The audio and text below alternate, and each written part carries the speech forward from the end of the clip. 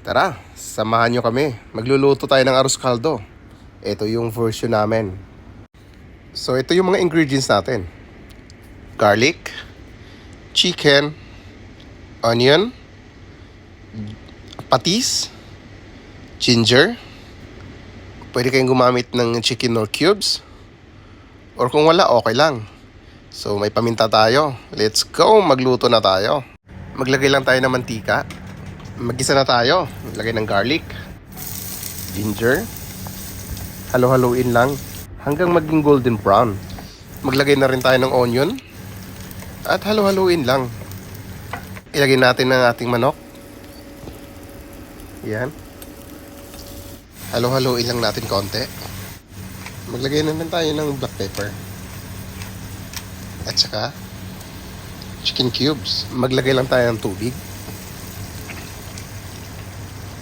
Takpan lang natin. Pakuluan natin ng 30 minutes. After 30 minutes, ayan.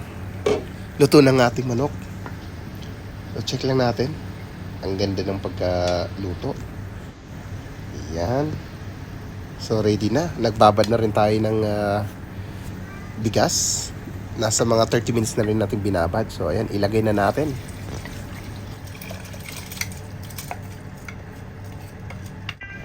At konting halo lang.